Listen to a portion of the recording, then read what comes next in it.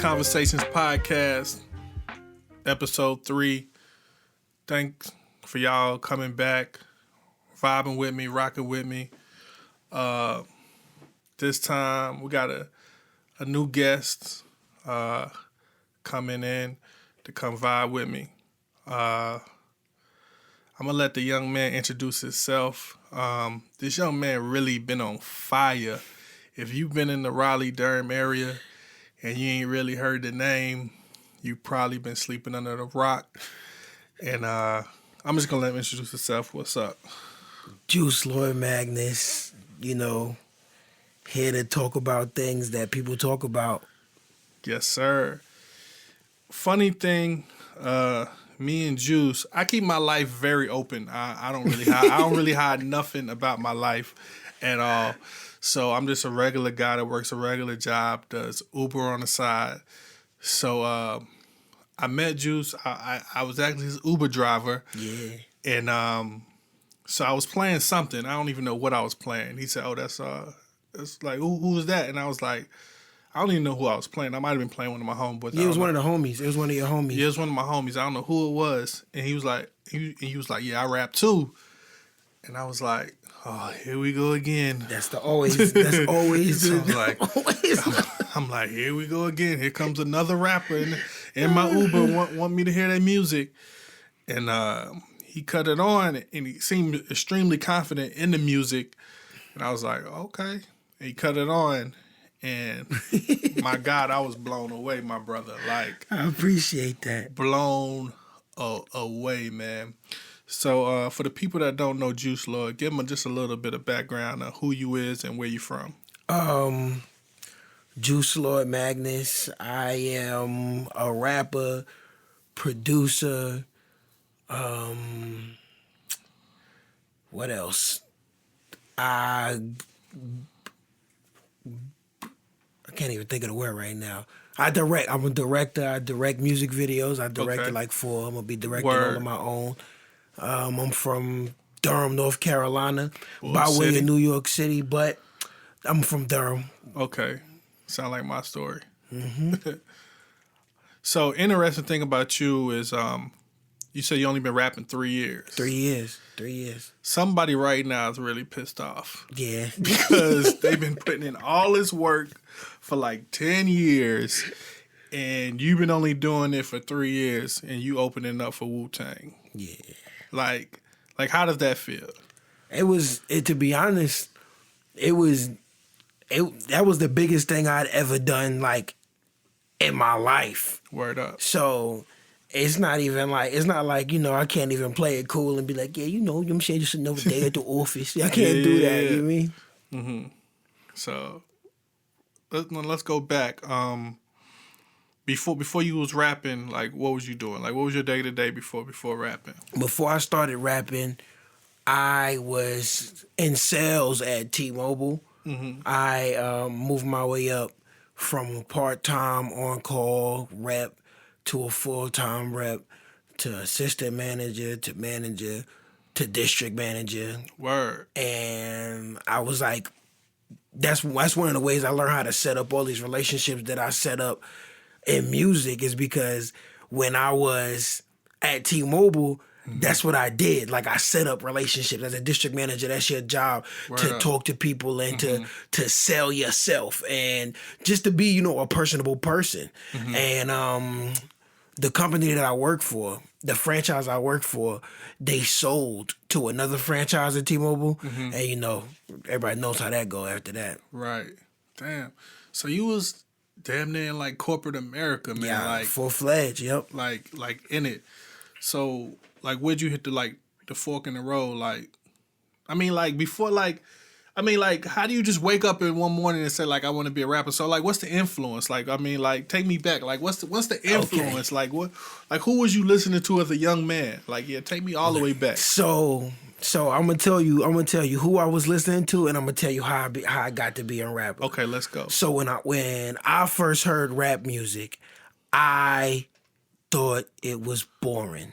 Okay. I didn't like Nas. Me neither. I didn't like. I used to be like this, yo. Why do they listen to this? And it too. used to be like, you know, if unless it was like party rap, like Kid and Play or something like that, like something that got you bouncing. And then I happened to be like watching music videos and listening to music, and I happened to hear Busta Rhymes' verse on Scenario. Wow. And that, I'll never forget that day. That made me be like, oh. And then from then I expanded into Onyx. I used to always listen to Onyx and Busta Rhymes and M.O.P. Like, them was always my favorite. So energy was always your thing. Like, you loved the music with the energy. Yep. And I didn't like regular, like, I didn't like Nas. I didn't even like Jay-Z or nobody. I didn't like none of them because all of them were just like, And like, I couldn't see as a kid, I didn't understand the art in that. I didn't understand like the art of words. I just understood this is boring. Like this doesn't grab me in any way, shape, or form. Right. And then that's when I encountered Busta Rhymes, and I was like, all right, cool. But on how I became a rapper, when I was in elementary school, I was a physical artist. I drew, I painted, I did things. I had things put in museums, like children's museums and all of that as a kid. Then, like, I did that all the way through high school. High school, I, went through a rebel phase. I'd be tagging. I made these little rubber stamps, and I would stamp stuff different places. And then in college, I started dancing. I danced like professionally, like for money in college. I traveled the nation dancing. Man, your story is crazy. Yeah, and like I got trophies for all of that. And then once I like left college, once I was done with college, I kind of was like, I'm going into corporate America. First off, you got to shout out your college. Yeah, and CCU, North Carolina Central University, baby. Shout out them Eagles. Yeah, so I was there, and we would have like at homecoming, we would have dance competitions, we would have all kind of stuff. And it was always something going on, and I was like, I became like the big man on campus, like one of the big men on campus. Like people looked at that school, people looked at the people who danced like they looked at the basketball players, and they looked at like the people in fraternities. We was all looked at like, yo, we want to be one of them. Right. And that's weird at a school, at a college, because usually fraternities and basketball are in they own league and everybody else. But like people who dance, it was such a big thing on campus at that point in time. We became so big, so that was like a real huge part of my life. Even after I left college, I danced for a little bit, but then I went into T-Mobile and I just let with the dancing thing, like just like hip hop, yeah, like just like. Was it like a routine dance or it like what you see on America's Best Dance Crew, like Word. That kind of like straight out like I mean I do it sometimes like for fun still, but like that kind of like straight 100% street like bending my arm backwards and like making it look like my head was floating and like four people like crumping all that. Like we was always, that's what we did. Like we traveled. The matter of fact, the homie Ryan was just in Giamazawa's video, and I used to dance with him. He dances professionally around the world now, and I used to dance with him. Wow. So you leave T-Mobile. Yeah. And I mean, when did you have the epiphany that you was like, yo, I'm about to be an MC? When I was still at T-Mobile, right before we got sold. My mom is not like she's not like a crystals and gems spiritual person, before I even say that. But she came to me and she's like, yo, they're gonna do you wrong. And I was like, I've been here for 4 years. Like, there's no way in the world. You know what I'm saying? I'm good. We making good money. I'm paying your bills, my bills. We doing good. Like, ain't nothing else to, ain't nothing to worry about. Right. And she said that, and she was like, is this what you want to do with your life? And I was like, yeah, this is what I want to do. And then she was like, no, your whole life, you've been an artist. That's why I went back to the elementary school thing. Like your whole life I've seen you do art. Your entire life. I've seen you dance. I've seen you, draw, sculpt, everything. I went to art high school. You know what I'm saying? And I could have went to art college, but I didn't want to go to art college. So my mom was like, nah, this is not what you want to do. You just doing this because you think it's what you're supposed to do. And I was like, I am supposed to do this. This is what you do. You get a good job. You know, you make your good money. You take care of your family. That's what you do. Right. And then she was like, this ain't for you. And my mom, at one point she was working 3 jobs. Like she only worked one now because she got a good job. But once she was working 3 jobs. So she's like a work every day type person. So she's not like I said, she's not like a Crystals and Gems. Like, oh no, you should be my mom's not an artist. Right. So this didn't stem from we're all artists and this is what she saw something in me and wanted me to do it. That's and incredible. And I told her, I looked at her, I was like, you're crazy. I'm not. Like, you think I'm gonna leave this? Right. And you know, go into something that I don't know is concrete. Like, I know I'm good at this. I worked my way up. You know, I stressed over this and I got to the point where I'm doing really, really good. No, I'm not gonna leave. Right. And she cried. Wow. She cried because she wanted me to be an artist. She believed in me and art so much. She didn't care what it was I was doing. So probably like 2 months after we got sold to the new company, because I was there with the new company for like another 9 months, I started rapping. And man, like when I first started, it was a different energy because I was such a big fan of the scene beforehand. So I knew, like, I used to go like to de facto thespian shows and go to Danny Blaze when he was in the Coolest. I used to watch them and Lil Bob, though. I would go out and watch them just because I liked being at the rap shows. Yeah. And just like 2 months, 3 months into me being a rapper, I knew like this is gonna be something. This is gonna be the one. This is gonna be the part of art that I could do for the long run. This is the one that's gonna stick with me. Wow, man, that's crazy, man. I've never heard like a mom say something like that. Like most mothers would want you to go the traditional route and got a good job, and your mom just seeing something in you.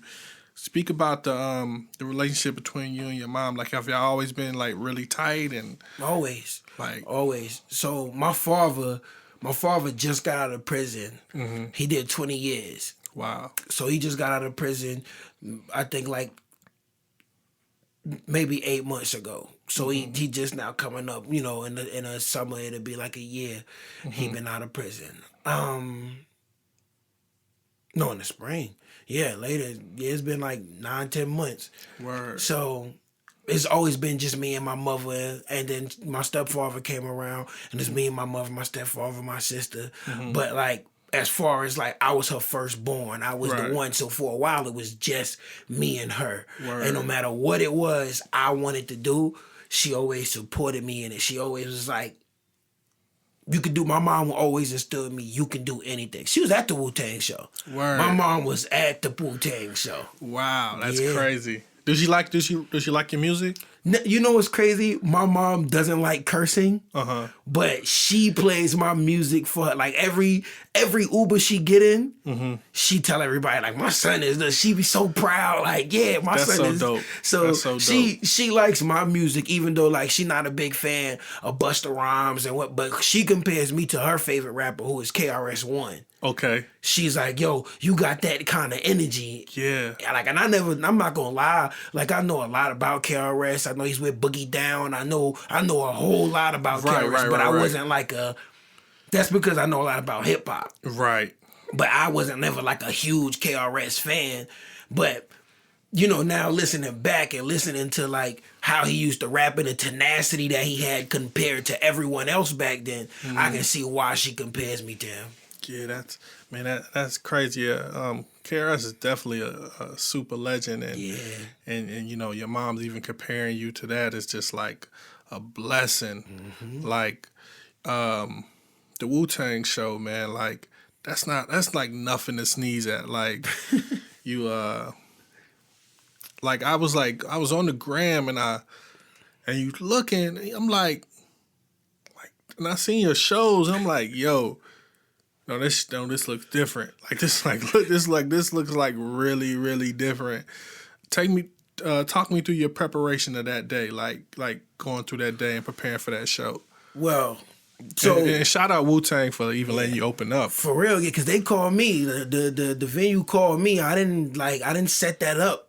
Somebody contacted me, a relationship that I cultivated earlier. That's crazy. Yeah, they called me. Yeah. My God, I got paid too. So, that's a blessing, my brother. All right, now take me through that preparation.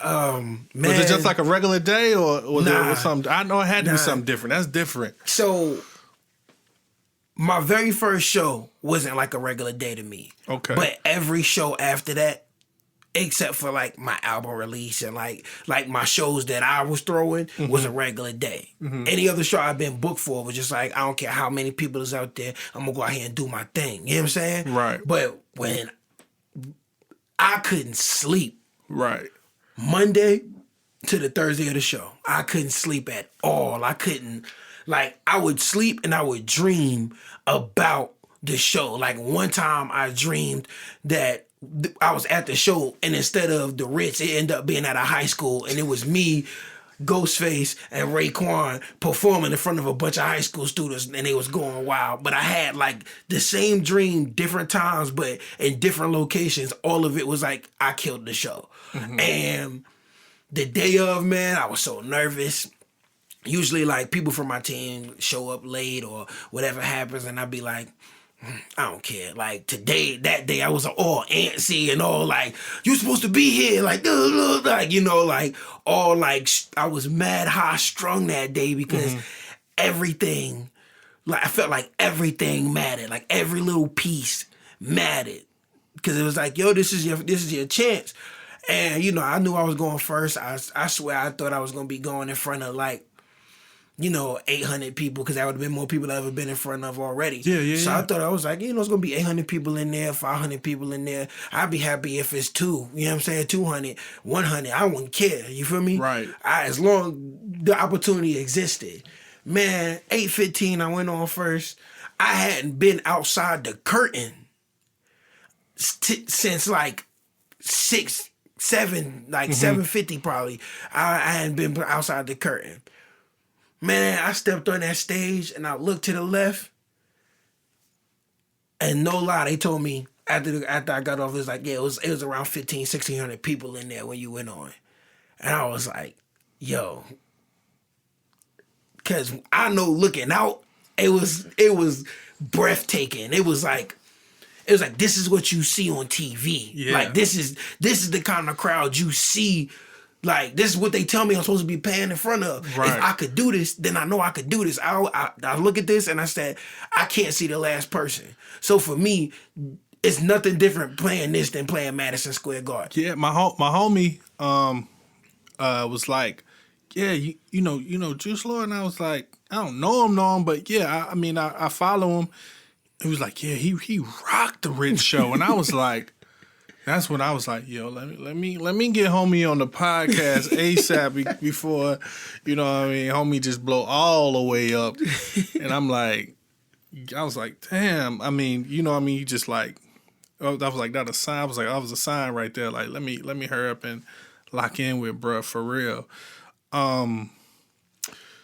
Like your 3-year plan that you put in place, like, what was like stage 1 of that plan?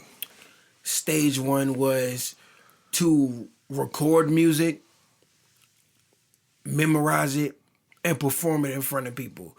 Because I feel like performance is the biggest part of music. It's the biggest part of music. It's always gonna be somebody that wanna, no matter how trash you are, it's always gonna be somebody that wanna listen to your music. Always, because different people got different tastes. So no matter how bad some people may think your music is, there's always going to be somebody that want to listen to your music. Right. So I didn't want to put the emphasis on that. Right. Music videos, everybody, like I said, that's another thing. No matter how bad your music video is, people, matter of fact, if it's really horrible, more people gonna watch it. Right. You know, if it's really good, a lot of people gonna watch it. If it's okay, people gonna watch it. But people gonna watch music videos. It's like the Lil B effect. Yeah. Yeah. Yeah. So people gonna watch music videos, period. Right. But the one thing that everybody is not gonna want to see you do is perform unless you good. Okay. So I wanted to put emphasis on that. Yeah. My first step was see if you're a good performer. Especially coming from dancing, you know, and being on the stage. See if that translate. Right. That was my first step. Word.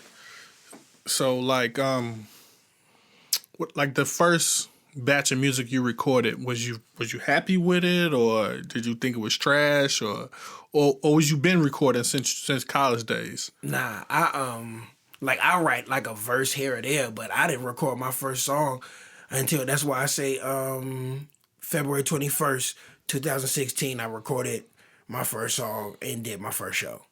Wow. Yeah. That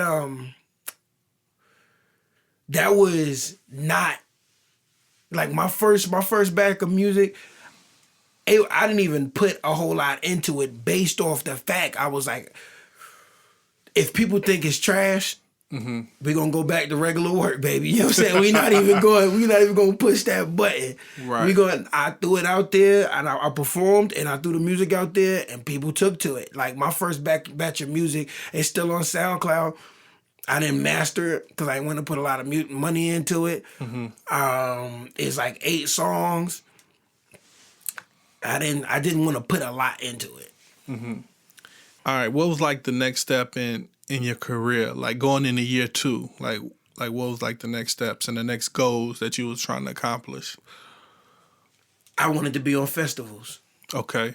I wanted to be on festivals. And that year, my second year, I booked A3C. Word. I booked Hopscotch. I booked a festival in Canada. I booked some small festival in New Orleans. And who's helping you behind the scenes? Nobody was helping me at that point in time. Nobody was helping. Everything I had, everything I did was like people here would see me perform. Everything I got, to this day, everything I got off of performance. Everything I got, people now is performance in my Instagram. Like people will go to my Instagram and they will see clips and they'll be like, yo, this dude is lit. You know what I'm saying? Yeah. But like before that, it was off of people would be like the New Orleans dude, he was at a show. The Canada dude, he was at a show. You know what I'm saying? Hopscotch, I was performing all these different places, and the person who books for Hopscotch, books local talent for Hopscotch, saw me. That's the festival here in Raleigh, right? Yeah. I played not last year, because this year hasn't happened yet, but not the last Hopscotch to play, but I played the Hopscotch before that. The one that Run the Jewels was on. Oh, yeah. Wow. Yeah, that was a good way for Run the Jewels to even come out before you lighten up the stage like that. So we get to 2018. You release a couple of projects. First off, what is the SKULL? What does that stand for? Skull. So call him Lord Loxodana. Loxodana is that's scientific for elephant. And elephant is my favorite animal. Okay. Because the elephant is the largest known land animal. It's not a predator. It also has 0 predators. The elephant is not prey. And if you look around, most animals that aren't prey are predators. And most animals that aren't predators are prey. Right. So you dropped 2 projects, both of them in 2018, right? Yeah, there's one project, double-sided. Oh, it's double-sided? Yep, double-sided. The black side and the white side, Skull. Oh, man. Yeah, dropped it all, same time. Oh, that was all at the same time. Oh, that's wild. April 13th. Dang. Nights I can't remember. Talk about making this project. Who's some of the people you worked with on it? Man, so I only worked with my homies. So I worked with Brass. I worked with my right hand man, also my hype man, Jovi Mosconi. I worked with Sean Kidd, The Deep End, 3 a.m. He's in Crossbones with me. Yeah, I didn't work with a lot of people. I only wanted to work with like the close homies. Word up. All right, so we're going to take a quick break. You listen to Best Conversations podcast. We're going to get into this album, Days I Won't Forget. Here with the JooseLord, man. Y'all stay tuned. I remember 4th grade, ready for the world with the short fade. Brightest kid in town, I looked around and it was all shade. In the pictures, it would seem like I was all sane. Right behind that Kodak smile, it was a lost brain. Shit, I was dealing with vicious criminals, dope dealers and pimps and murderous individuals. Television telling me to deal, it was subliminal. And all the other kids I ever knew was never in the school. Peer pressure, every year was fear factor. Nowhere near progressing here as a stairmaster. I was never meant to follow, but I couldn't lead. Looking up to all the niggas that I shouldn't be. Look at me, I just want attention and a little shine. Head in the books, can't get a look cause I've been on my grind. Mama said we gon' be rich, but it's gon' take some time. But I was feeling like I lost my mind. It's alright. It's alright. You can't run, young man. You can't fight. It's alright. And I just wanna win. And you can get a song on the radio, or you could play ball, that's the way it goes. Or you can sell drugs, you can be the plug. But staying in school, it just ain't enough. You can get a song on the radio, or you could play ball, that's the way it goes. Or you can sell drugs, you can be the plug. But staying in school, it just ain't enough. Fuck it, I'm never going astray. Bullet shot, miss a lot, but they never going away. Flip it, forget it, never dismiss it. Fuck what they say. Any slippage and you stiff and they wanna lock you away. You still grinding for a lost cause. Build a business and you mind it cause it's all yours. And now they telling you different. They say it's a lot of shit that you missing. Telling you change your name cause you forgot where you came from.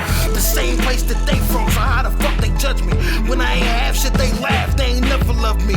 I was focused, always ready to leave. Every nigga on the corner thought he was better than me, cause I ain't wanna sell a fucking rock. And I ain't stepping on no people just to see the top. And I don't play ball, I don't gang bang, I never been to fucking jail, cause I got other shit I wanna sell. It's alright. It's alright. You can't run, young man, you can't fight. It's alright. And I just wanna win. And you can get a song on the radio, or you could play ball, that's the way it goes. Or you can sell drugs, you can be the plug. But staying in school, it just ain't enough. You can get a song on the radio, or you could play ball, that's the way it goes. Or you can sell drugs, you can be the plug. But staying in school, it just ain't enough.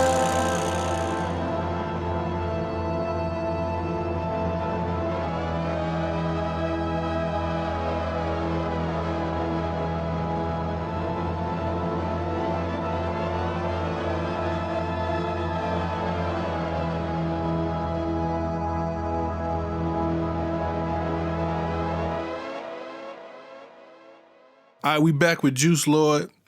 Song you just heard was Black Mindset. Incredible song. I really encourage people to go back and listen to the whole project, both albums. Juice, tell them where they can find that. It's on Apple Music, Spotify, all major streaming platforms, and it's even on SoundCloud now. I dropped it on SoundCloud for the people who, you know, that's the streaming service of choice. Yeah. I mean, SoundCloud they even making people pay now. Now you could I could drop little snippets. I ain't do that to y'all. I ain't dropping no little snippets. Right. I dropped the whole joint though. All right. So this project, a lot of songs, but a lot of good songs. Like nowadays people try to keep the projects really short and sweet. Like, why such a big batch of music? Double album. Because I released that project going into my third year. Going into my third year, and I hadn't had any music released, and everybody was like, we need some music, we need some music, we need some music. And a lot of it I was sitting on. And I said, I'm going to give people, like, oh, this is my first big project. I'm going to give people all of me, and I'm going to just separate it into, like, the really, really, like, the part of me that thinks a lot and the part of me that acts off the thinking that I was doing. Right. So the black is that black side. Nights I can't remember. That's me acting off of the days I won't forget. That's the whole point of the whole thing. You know, days I won't forget. It means such crazy things and such like ridiculous things are happening in these times, and this is how I feel about them. And nights I can't remember. That's the result of these feelings. Word. Like, your music is very high energy, but if you really listen, like, it's a lot of good messages in it. Like, was that on purpose? Yes. Like, because I don't believe that you should have to sacrifice intelligence to be lit. Just like I don't believe you should have to sacrifice litness to be intelligent. That's something, I don't know where that came from in music, where you gotta sit on a stool if you're talking about something, but I don't believe that at all. Yeah, not at all. As far as like the Carolina rap scene, you know, you got your big dogs, the J. Cole's, the Baby. The Baby. Any thoughts on those guys? And you know, you know what? I used to think for a while, like if you listen back to a podcast from when I first started after my first year, right after I won Best New Artist North Carolina. Congratulations. Thank you. Right after I won that, I did a podcast to commemorate that, and they asked me about J. Cole, and I was like, I'm a fan of him, I just think he's boring. But now he has, like, the new J. Cole, I like this J. Cole better. I don't care what nobody think about me. Why you think like he definitely has had like a image change, like a little bit, like, you know what I mean, from working with the Moneybagg Yo's and you know, executive producing like Young Thug's album, and you know the 21 Savage features, like why you think it's just such a flip in what he got going on? I think that he realized that's a separatist mindset in hip hop. Yeah. And conscious people, they have such a like, oh, I'm conscious, so these people must be trash. Right. And J. Cole's fan base started like emulating that. Yeah. They started being like, oh, this person trash, that person trash. And J. Cole kind of took it like, I want to see every black man eat. I don't care what, you know what I'm saying? Right. I don't care what's going on or what he talking about. I'm supporting him, and we going to do something together. Right. I want to see everybody win. I want to see everybody in hip-hop win. I don't want to see nobody lose. I don't care what they talking about. It's still rap. It might not be my kind of rap, but it's still rap. And you can see that also in his change in music, like his tenacity that he rapping with now. Like my favorite J. Cole's was the young, hungry J. Cole and this J. Cole. Right. Because the middle J. Cole, I feel like we lost him and he got kind of preachy, and I don't like preachy rappers. Right. But man, I love J. Cole. Like, I love J. Cole. Yeah. And I love the Baby too, man. And the crazy part was I never listened to him. Like, I never listened to him. And I had a big thing where I was like, I'm not going to start listening to him now just because he got signed. Like, I'm not going to be a poser. You know what I'm saying? Right. But congratulations to him, because the man was everywhere and I had to. Right. And then when I listened, I was like, yo, he's good. You know what I'm saying? He's really good. Yeah. So And I never took nothing away from him. I just didn't discover him. Like I hadn't discovered him. Me neither. Like the name was floating around. Yeah. And it seemed like Charlotte is so much farther than Raleigh for some reason. It seemed like it doesn't. The stuff from Charlotte and stuff doesn't get down here to us. I don't know why. It's not that far away. But I wasn't really paying attention. Even my homeboy that manages some artists, he did a feature with one of his artists, and but I never really paid attention. It was his Breakfast Club interview, and after that, I was like, I'm gonna listen to this guy. Yeah.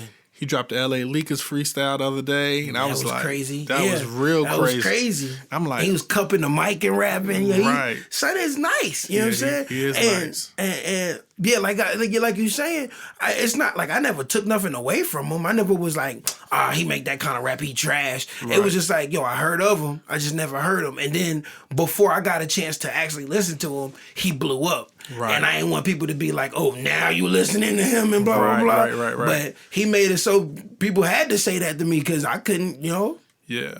But hip-hop's a sport. It's a competitive sport. And I know you want to be the best artist in North Carolina. Like, I mean, do you look at, I know they look at them like competition, or, I mean, as far as you get up, do you still look at them as like fan, like, you know, you still a fan or what? I look at it like rap has become like rock now. Yeah. So neither one of them is in my genre. Okay. Neither one of them. You know what I'm saying? That's real. If you go to his show, you would know. The Baby got his genre. J. Cole got his genre. Right. And I got, like, you know what I'm saying? You talk about J. Cole, and that same breath you talk about Nas. And that same breath you talk about Jigga. You talk about them. That's J. Cole lane. You talk about the Baby, and that same breath you talk about Gucci Mane. And that same breath you talk about Thug. You talk about, that's what you talking about when you talk about them. You know what I'm saying? With me, you talk about Onyx. You talk about, you know what I'm saying? You talking about Busta. You talking about RedMan. Mm-hmm. And that's a different lane than them. Exactly. Yeah. Like we was talking off the mic. You said your favorite member of Wu-Tang is ODB. Like what did you like about ODB so much besides him just being flat out crazy as fuck? That's what I liked. Like I love the fact that ODB, like, in this group full of the coolest, like Wu-Tang was back then, they wore wallabies. They was cool. Like all of them was wild, cool, like laid back. Like, you know what I'm saying? They rapped wild. But like you look at Ghostface and you look at like Method Man, and it's like, yo, we not about to mess up our clothes unless it's to beat you up. Like, that's the kind of energy they brought. And then he brought like a whole, like, nah, clothes, I'm not wearing, you know what I'm saying? Yeah. What? I wear the same shirt every day. Like, that kind of, like, super gritty, like, ultimately, like, dusty, like, I'm just nice. You know what I'm saying? Yeah. Even the way he sung when he rapped was so, like, different. And he made that happen. Word. What's your favorite ODB song? Hey babe, dirty, I got my money. Babe, hey, dirty. And because he said money, that right there, I like that part. Yeah, I probably had to say Brooklyn Zoo, which was another crazy one. Like back to this project. Now you've been doing like tons of shows. You've been killing it everywhere. But one thing you don't got yet is visuals. What's the madness behind that?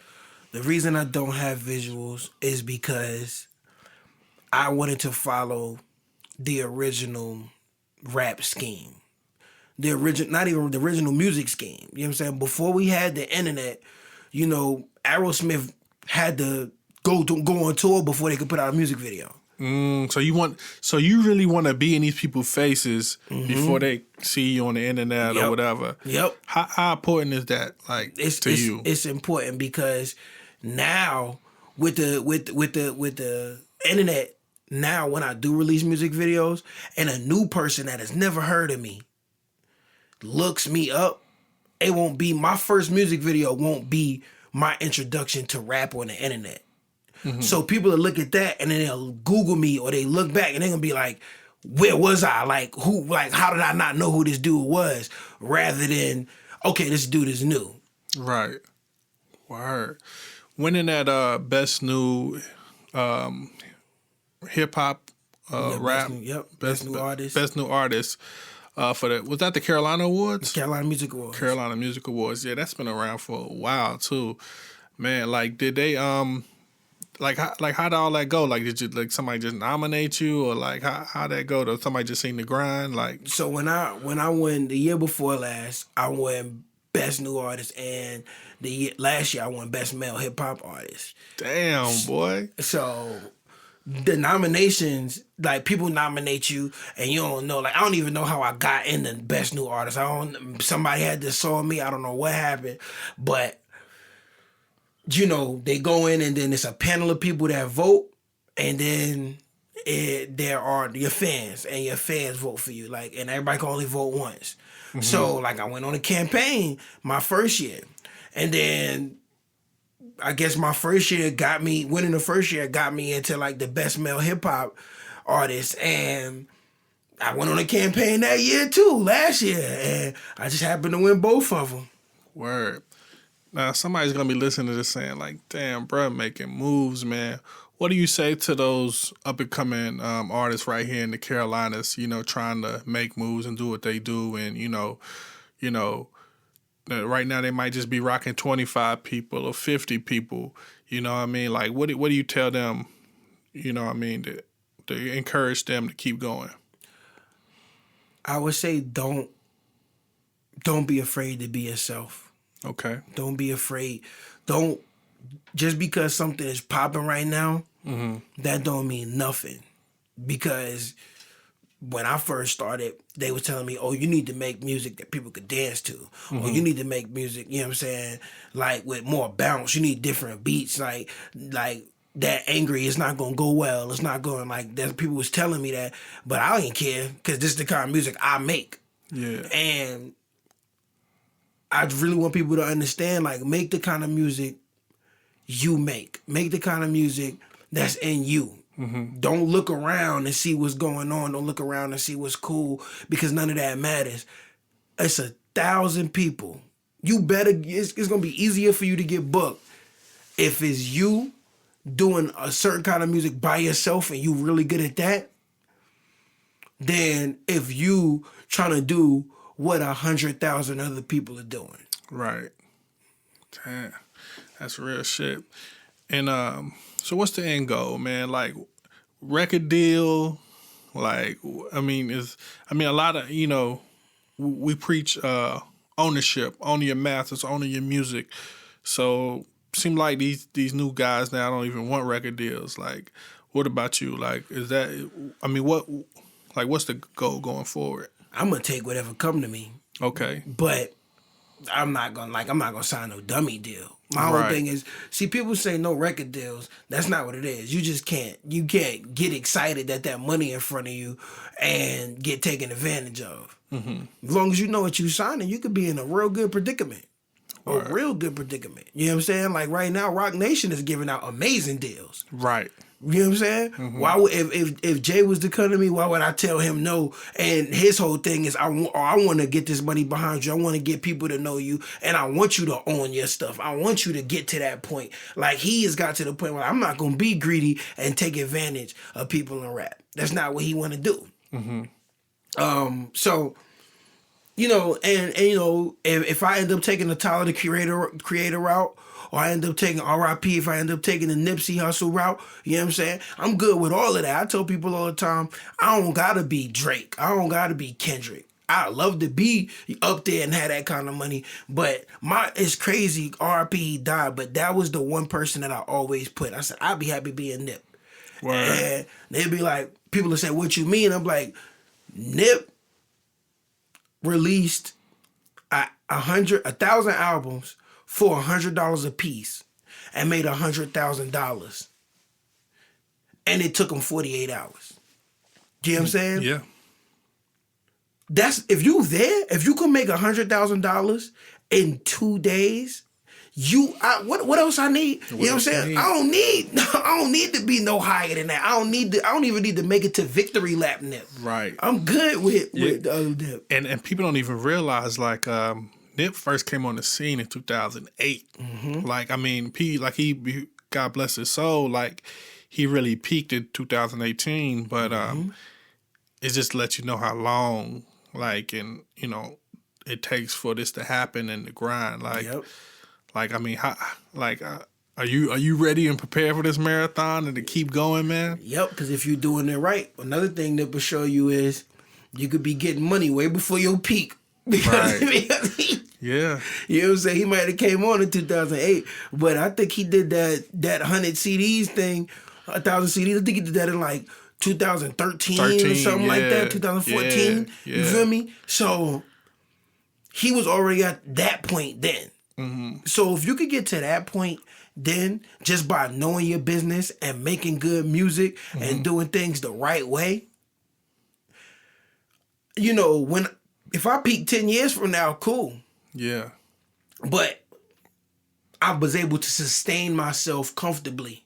Yeah. With what I love. Exactly. Before I let you go, man, tell the people what you got coming up, man. Well, this year I'm going to be releasing 4 EPs,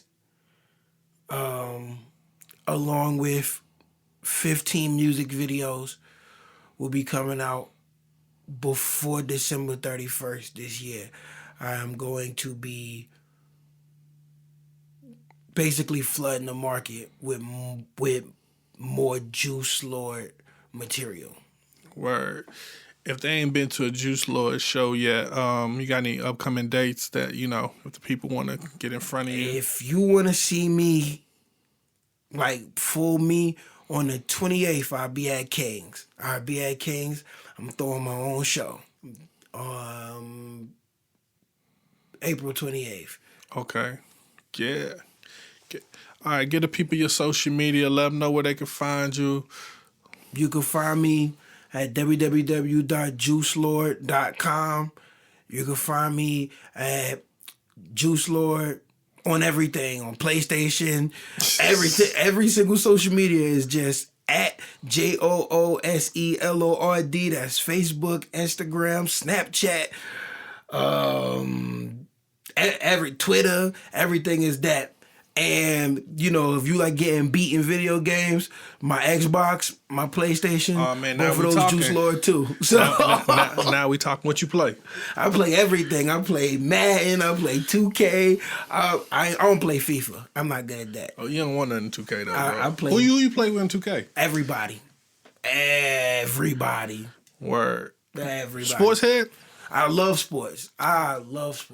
Word. Can you, like, what was your best sport growing up? Hooping. Word up. Hooping. Okay, we're gonna jump on the Xbox and see what's up. I'm with it. All right, man. Shout out your people, man. Shout out to Miriam from K9 7.5. Shout out to everybody in Crossbones, my clique. Shoot, I don't really mess with nobody. Shout out to Tag 'em. Shout out all the homies, man. Y'all know who y'all. Shout out to the Deep End, Sean Kidd. Shout out Brass Monkey and the whole expansion. Yike Millie and the Swoo Squad. Shout out everybody, man. Word up. The whole Durham, everybody, Shout man. out Durham, boy. Everybody, man. Best Conversations podcast, man. I'm looking for them next dope artists, them innovators, them creators, not just artists, but people just really out here making that movement and doing what they supposed to be doing in the community. So please hit me, and because I want to talk to you and give you this platform, and hopefully you do what you're supposed to do with it. Shout out to everybody that's been listening. Shout out to my last episode with Mr. BBH. Shout out to my other episode with Big V. Shout out to my whole team, my boy Millie McJagger, project coming soon, Westside Rob. And again, just thanks for everybody for listening. Thanks for Chris for letting us record over here. Thank you. And like I always say, man, keep God first and everything else will work itself out. I got to thank you again, JooseLord, for definitely being a man of your word and coming through and having this conversation because, you know, I mean, there's so many fake ones out here, man, that, you know, I can't. I've got all the way over here, and somebody like stood me up. You know what I mean? Like that. You know what I mean? So, I mean, many blessings, and wherever you going, my brother, I really appreciate you taking the time to even have this conversation with me. We don't even know each other like that. You know what I mean? We met in an Uber. Yeah. We literally met in an Uber, and now we here having this great conversation with this podcast. Again, man, Best Conversations Podcast, episode 3. Hope y'all like it. Y'all have a good one. Peace. Have a great one.